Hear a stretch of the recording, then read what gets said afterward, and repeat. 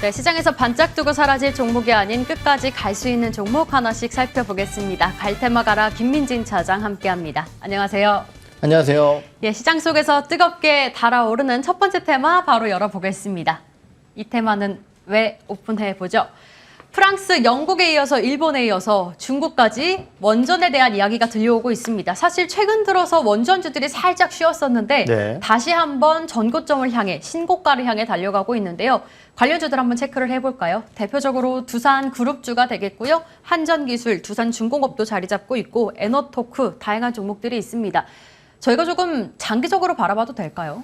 우선 원전 같은 경우는 정말 오랫동안 쉬었었던 대표적인 섹터라고 볼 수 있을 것 같습니다. 아무래도 이제 정책적인 부분과 연관이 되어 있다 보니까 최근 나오고 있는 친환경 정책, 거기에 대해서 우리나라 같은 경우는 또 원전의 약간 부정적인 정권 내에서의 이미지, 이러한 부분들 때문에 상당히 오랫동안 갈 길을 찾지 못했었던 네. 대표적인 섹터라고 말씀을 드릴 수 있겠죠. 하지만은 최근 나타나고 있는 이 원전 발주 소식들, 특히 이제 중국 쪽에서 하겠다라는 이슈는 이제 일부 미 언론에서 좀 보도가 된 것 같고요. 거기에 대해서 이러한 얘기들이 나오는 근본적인 원인이 무엇인가를 좀 살펴보게 된다라고 한다면은 결국은 친환경 쪽으로 많이 가고 싶지만은 이에 따라서 발생하는 비용과 최근 진행되고 있는 전력난 이슈에 따라서 살기가 팍팍해지고 있다라는 거죠. 이러한 부분들에 따라서 뭐 유럽권이라든지 아니면은 중국권에서 먼저 이렇게 원전 관련된 얘기들이 나오고 있고, 실제적으로 이러한 부분들에 따라 원전이 친환경 쪽에 들어가야 된다라는 얘기까지 나오고 있는 상황입니다. 이러한 부분들을 종합적으로 고려해 본다라고 한다면은 오랫동안 쉬었었던 섹터 내에서의 온기가 계속해서 좀 돌아올 수 있을 만한 기대감이 있는 대표적인 섹터라고 말씀을 드리겠습니다. 네, 글로벌 에너지 대란뿐만 아니라 탄소 중립에 대한 이슈까지 안아가고 있는 원전주들이 아닐까 싶습니다. 사장님께서 말씀하신 살기가 팍팍해진다는 게 왜 이렇게 귀에 꽂히는지 모르겠네요. 예, 원전주 이야기 나눠보고 있는데요. 사실 주셨던 종목들 중에서도 목표가를 도달한 종목이 많아서 저희가 잠시 후에 AS 도와드릴 거고요.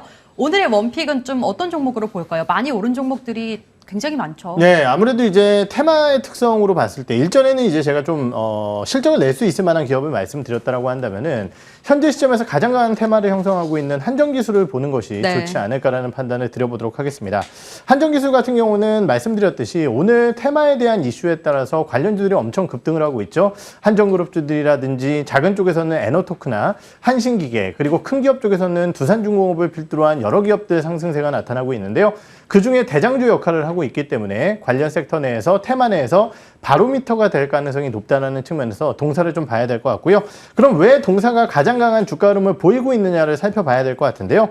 한전기술이라는 기업은 세계 유일의 원자력 발전소 원자로 계통의 설계, 그리고 종합 설계를 수행할 수 있는 기업입니다. 그렇기 때문에 이러한 부분들에 대한 기대감들이 확대되고 있고, 최근에 원자력이라고 한다면은 기존의 원자력 발전소가 아닌 SMR이라고 하는 이제 소형 원자력 관련된 발전 기술의 확대가 좀 나타나고 있는데요.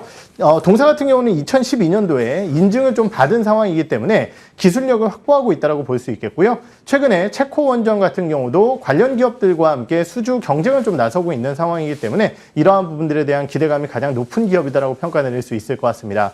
주가 차트 흐름을 보시면은요, 언급드렸듯이 오늘 시장 내에서 가장 강한 주가의 흐름을 보여주고 있는데요. 이러한 추세가 조금 더 이어지게 된다라고 한다면은 목표가 수준 10만 원 선까지 한번 제시를 해드려보도록 하고요.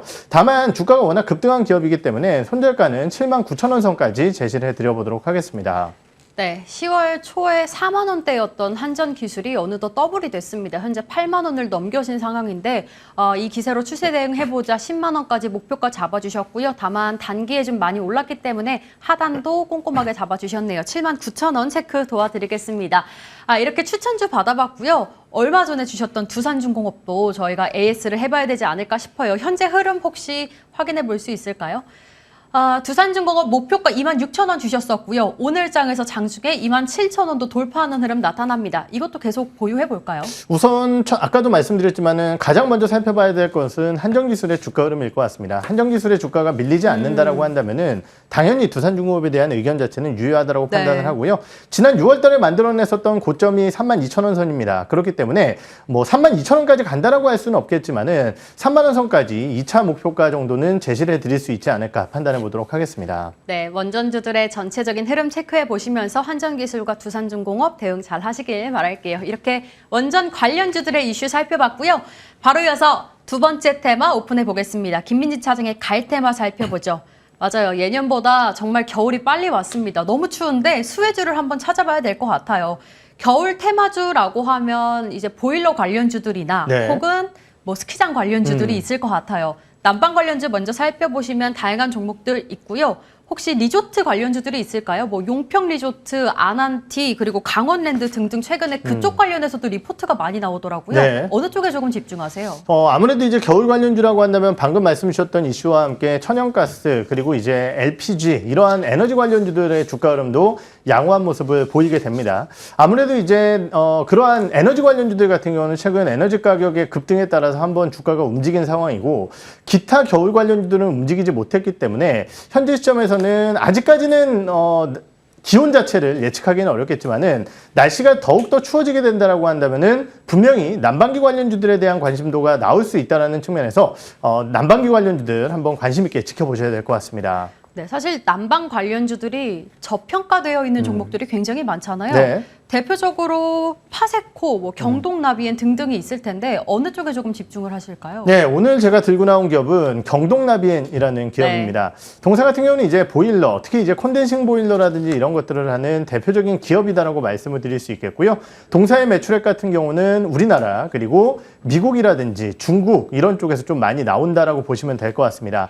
미국 같은 경우는 지금 여러 가지 이제 리모델링이라든지 주택 경기의 호조에 따라서 난방기에 대한 수요가 늘어나고 있다라고 보시면 될 것 같고요. 중국 같은 경우는 이제 동계올림픽을 앞두고 메이가이치라고 하는 여러 가지 이제 환경적인 정책들이 나오게 되면서 친환경 가스 보일러에 대한 수요가 늘어날 가능성이 높습니다. 우리나라 같은 경우는 콘덴싱 보일러의 의무화 설치 이슈에 따라서 이러한 부분들이 주요 국가들의 정책적인 이슈와 맞물리면서 호조를 보일 가능성이 높다라는 측면에서 동사의 기대감을 좀 높여나가고 있는 상황이고요. 두 번째는 경동나비엔이라는 회사 굉장히 저평가되어 있다라고 좀 말씀을 드릴 수 있을 것 같습니다. 글로벌 피어 업체, 그러니까 글로벌적으로 이제 보일러를 만들어내는 업체라고 한다면은 미국 쪽에서는 에이오 스미스라는 기업이 있고요. 일본 같은 경우는 린나이라고 들어보셨을 겁니다. 네. 이 두 개의 회사가 주요 이제 보일러 관련 업체들인데요. 이 회사들의 지금 시가총액 제가 어제 찾아봤을 때는 한화 기준으로 대략 한 14조 원 정도, 그리고 린나이는 6조 원 정도의 시가총액을 보유하고 있습니다. 그런데 경동나비엔이 해당 기업들과 동일한 실적 모멘텀을 가져가는 것은 아닙니다. 대략적으로 매출액과 영업이익 기준으로 한 30% 정도의 영업이익을 가져가게 되는데요. 지금 린나이 기준으로 봤을 때는 대략적으로 한 1.5조 원 이상의, 일반적으로는 1.8조 원까지로 가정할 수 있겠지만은 실제적으로 3위권, 4위권 이러한 1위권 업체들과의 격차가 있기 때문에 조금 더 밸류에이션 할인을 한다라고 쳐도 1.5조 원 가까운 밸류에이션을 줄 수 있지 않을까라는 판단이 들고요. 에이오 스미스까지 간다 치면은 거의 3조 원 가까운 밸류에이션을 줄 수 있다는 거죠. 그런데 지금 경동나비엔의 시가총액은 1조 원이 조금 안 되는 수준입니다. 그렇기 때문에 이러한 저평가 요소들을 해소할 수 있다는 측면, 해소하는 부분들이 나타나게 된다라고 한다면은 주가에 대한 흐름 조금 더 가볍게 움직이지 않을까라는 판단 드리도록 하겠습니다. 주가 차트의 흐름 한번 보시면은요, 현재 주가 68,100원 선에서 주가가 움직임을 가져가고 있는데요. 직전 고점 단 간다 하더라도 말씀드렸듯이 시가총액은 1.2조 원, 3조 원밖에 안 되는 상황입니다. 그렇기 때문에 목표 주가 자체를 8만 원 선까지 제시를 해드려보도록 하고요. 다만 최근 약간의 부진한 혹은 조금 재미없는 업황에 대한 흐름에서 손절가를 조금 짧게 64,000원 선 제시를 해드려보도록 하겠습니다. 네, 이렇게 겨울 테마주 이야기 나눠봤습니다. 일본이나 린나이 이런 종목들과 함께 비교를 해주시니까 더 와닿는데요. 이야기를 들어보니까 정말 많이 저평가되어 있다는 게 새삼 느껴지는 경동나비엔입니다. 사실 전년 대비했을 때 연간 영업이익도 41%나 증가를 했는데 그게 주가에 좀 반영이 되지 않고 있어서 안타까운 흐름이 이어지고 있는데요. 이제 겨울 테마주로 경동나비엔 오늘의 종목으로 잡아주셨고요. 목표가 8만 원 잡아주셨고 손절가 다소 짧게 잡아주셨네요. 64,000원 체크해 드리도록 하겠습니다. 이렇게 두 가지 테마와 함께 갈 테마 가라도 여기서 마무리할 거고요. 이슈앤뷰도 저희 함께 여기서 인사드리겠습니다. 김민진 차장님과 함께했습니다. 시청해 주신 여러분 고맙습니다.